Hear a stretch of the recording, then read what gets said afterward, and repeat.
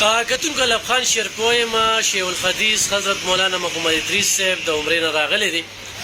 او ډېر مریدان هم را روان دي، د 400 خلک هم را روان دي، دعاګانې هم ته اخلي او موږ هم دعا له راغلي او د دغه ستر الحمیدین الحمدلله د دوی دعاګانې دي، خو نن څه خدمت کوو یارانه د لاسه په 400 کې څه د خیر کار کېږي، نو دا د شیخ صاحب برکات دي، د دغه شانتې سترو علمو برکات دي.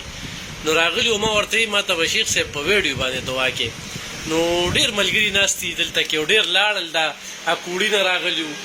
او دا یوازې نه چې روجې نه راغلي دي عمرې نه، نو مسلسل دا سلسله روانه ده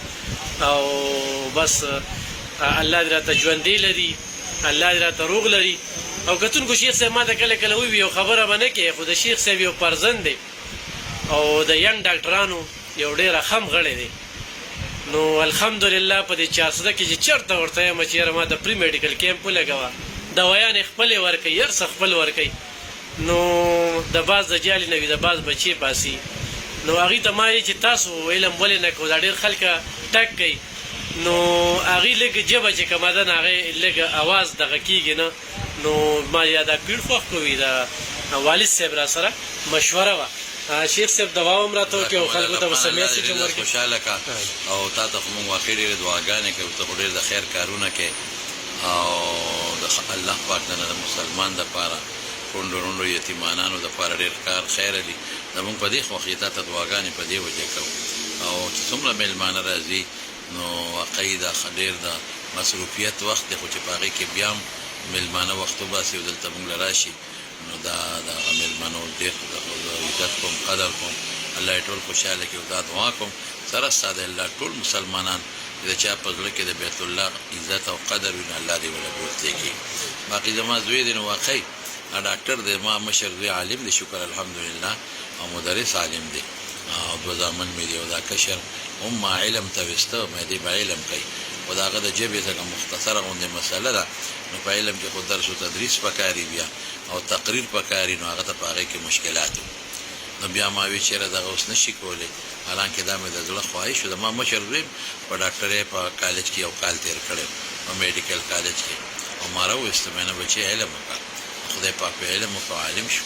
حالانکې یو کال میډیکل کالج ته وتل ډېر ګران دي، هغه یو کال میډیکل کالج کې تېر کړی مولانا انیس احمد او هغې نه مې راوویسته او علم یې وکړ او د ده متعلق هم زما دا سوچ و چې ما ویره په ده به د علم کوم خو چونکې د هغه د خولې د ژبې مسله و، هغه د علم خدمت وروستو نه شو کولی، علم خدمت تقریر وي، د علم خدمت درس و تدریس وي، هغه نه شو کولی، نو بس بیا مې ورله د ډاکټرۍ لار ځکه خوښه کړه چې دا هم په صحیح طریقه خدمت خلق کېږي، ډاکټر دا ښه خدمت خلق کوي، نو ما ګورې بعضې ډاکټران ټول نه، بعضې چې کوم ظلمونه کوي زیاتې کوي د مریضانو سره په دارو کې په لیباټرو کې څو کې ما وي بچې دا به نه کوي، خو د خدمت جذبه به کې ډوډۍ به خدای درکوي، هېڅ فکر مه کوه د ډوډۍ دا به الله درکوي، مال هم راکړه تاله به هم درکوي، خو د مخلوق خدمت وکړو انشاءالله. اوسه پورې خو د زه مطمئن یم او افغان صاحب تاسو هم چې مطمئن دی او مسلمانان ټول چې مطمئن بالکل او الله دې خوشحاله کړي او تاسو دې الله خوشحاله کړي او الله دې د ټولو برکات نصیب وګرځوي. امین. مولا صاحب اوس خلکو خو تقریباتو نه ټیمونه هم درله اخلي، نو تګ هم روان کړی دی که نه؟ او دې ورځو کې ما بند کړله، اصل کې زمونږ د مدرسو چوټیانې د اسلامي میاشتې رجب او شعبانې، نو هغې کې مدرسې چوټي وي نو بیا دا درسونه بیانونو لزمه او دا د شوال د میاشتې راکوټې اختر چې شروع شوه نو دې کې هم اوس لاړم دا څو ورځې چوټیانې وي، اوس باقاعده زما درس شروع شو دلته په نعمانیه مدرسه کې، بیا د ماسپښین نه پس په حقانیه مدرسه کې، نو د کومو علمو چې یو مدرسه کې درس وي سهار نه نو بیا تللی شي بیان ده، زما خو 2 مدرسو کې درس وي، نو په دې وجه باندې مو بیانونه اوس بند کړي دي او بیانونو له نظم ډېر مې څوک داسې نږدې را مجبوره کړي، یعنې کوشش به دی چې زما توجه ټوله درس و تدریس ته ده، د هر چا د خپل علماو یو خپل سوچ وي، زما سوچ دا دی چې درس و تدریس